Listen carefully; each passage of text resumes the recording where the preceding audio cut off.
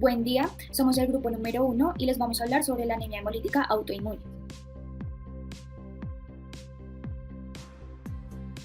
¿Qué es la anemia hemolítica autoinmune? Bueno, la anemia hemolítica autoinmune pues es un trastorno en el que el sistema inmunológico del cuerpo ataca a los glóbulos rojos. Lo que hace es destruirlos antes de su tiempo normal o de su vida normal, lo que conduce pues a una reducción en la cantidad de glóbulos rojos y hemoglobina en la sangre.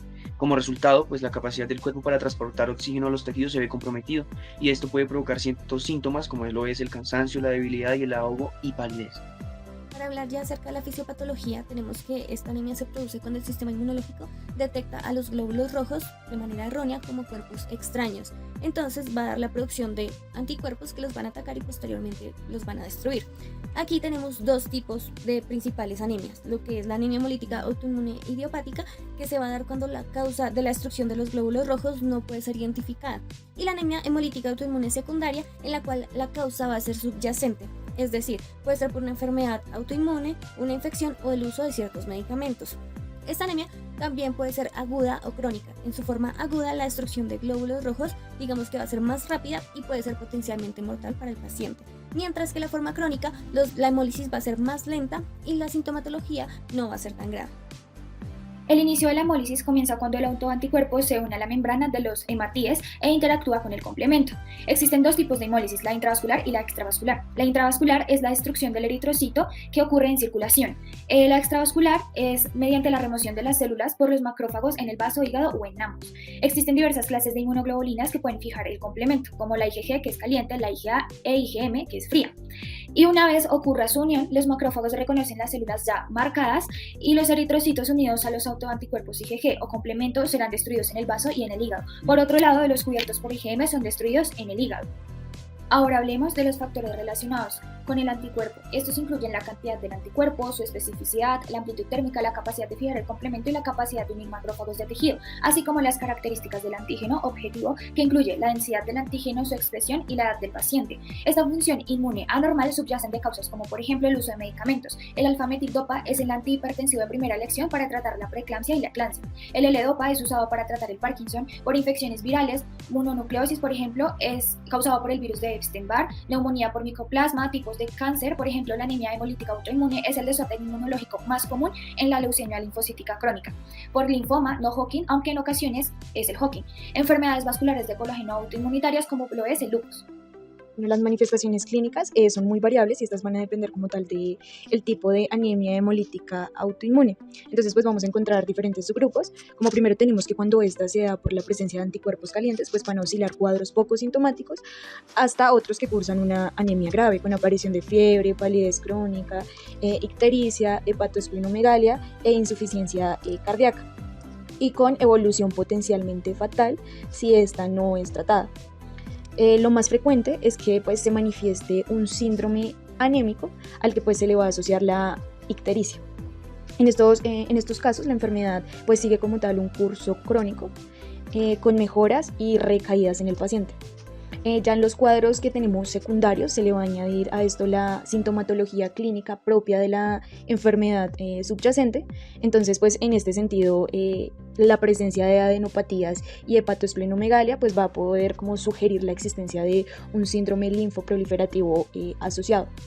Ya por otro lado, digamos que la anemia hemolítica autoinmune por anticuerpos fríos, esta va a tener pues con cuadros secundarios y primarios a procesos linfoproliferativos, pues muestran como un curso crónico caracterizado por un síndrome anémico moderado con ictericia y esplenomegalia, digamos, donde puede haber exacerbaciones en relación con la exposición al frío del paciente, y pueden también cursar con hemólisis agudas con la aparición de hemoglobinuria.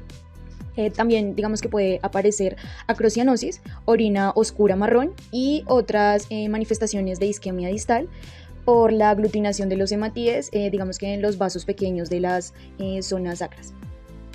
Bueno, ya tenemos ahora la hemoglobinuria paroxística por anticuerpos fríos. Esta pues es la menos frecuente de las anemias hemolíticas autoinmunes y pues esta se caracteriza por presentar una sintomatología muy marcada por la aparición aguda de escalofríos, también fiebre, dolor lumbar y abdominal, la emisión de orinas oscuras tras la exposición al frío. Entonces, por lo tanto, como tal, en resumen de todas las manifestaciones clínicas, considerando la velocidad de la instalación, pues tenemos por un lado que en la hemólisis aguda podemos encontrar fiebre, ictericia, taquicardia, también vamos a encontrar palpitaciones, fatiga, disnea y lipotimia, y ya lo que es la hemólisis crónica, pues esta va a tener como tal una sintomatología leve que puede pasar desapercibida para el paciente, pero que puede donde se pueden también encontrar datos sobresalientes como lo es la ictericia leve y la esplenomegalia, cuando el mecanismo de hemólisis es extravascular. En las pruebas paraclínicas con énfasis en pruebas de laboratorio e interpretación de resultados, el diagnóstico de la anemia se basa pues en los siguientes factores. Pues anemia en general macrocítica, la reticulocitosis, la leucocitosis y también la LDH elevada, o sea la lactasa deshidrogenasa. Esta está presente en los glóbulos rojos y se eleva en el caso de daños en tejidos, órganos o también las anemias. La bilirrubina indirecta aumentada y la aptoglobina disminuida. Las pruebas de laboratorio que se utilizan para la identificación de la anemia hemolítica autoinmune pues son el flotis de sangre periférica y la prueba de antiglobulina indirecta o también conocida como prueba de COMT directa. En el flotis de sangre periférica se observan diversas alteraciones morfológicas de los eritrocitos, tales como la anisocitosis macro y microcitosis, la poiquilocitosis, la estrocesterocitos, los ovalocitos, las células diana, los acantocitos, los quitocitos y también los cuerpos de Howell-Jolly. Por otro lado, la prueba de COMT directa confirma el diagnóstico y puede sugerir también la causa. Pues esta prueba, como sabemos, utiliza la muestra del paciente. Entonces pues, tenemos la muestra de sangre tomada de un paciente con anemia hemolítica y pues indican los anticuerpos ligados a la superficie de los glóbulos rojos. El siguiente paso es que pues los glóbulos rojos lavados pues se incuban con anticuerpos antihumanos y este pues, es el reactivo de COMT. Y pues ya como finalmente el resultado positivo pues nos muestran los glóbulos rojos que se aglutinan, anticuerpos antihumanos, vinculan las células uniéndose pues a los anticuerpos en los glóbulos rojos. Como podemos ver en las imágenes, la aglutina se muestra como un puntito rojo, no solamente en los tubos sino también en las pruebas de placa. La respuesta reticulocitaria está pues relacionada a la respuesta nodular frente a la anemia. Entonces pues se necesita que se demuestre la participación inmune pues mediante la prueba de COMT directa. Pues frente a un paciente con diagnóstico de hemólisis, ya que la hemólisis fluida, la prueba de COMT directa positiva pues nos confirma el diagnóstico de anemia hemolítica inmune. La prueba de COMT es altamente sensible y relativamente específica. Entonces cuando la prueba de COMT directa es positiva, como podemos ver en las imágenes, resulta ser como un punto rojo. Una prueba de COMT directa positiva significa que el paciente tiene anticuerpos que actúan contra los glóbulos rojos propios pues del paciente. Ya en dichos casos en donde la prueba de COMT directa de negativa en presencia de la anemia hemolítica autoinmune, pues sería más que nada por un bajo nivel de autoanticuerpos o también puede ser por una baja afinidad del autoanticuerpo.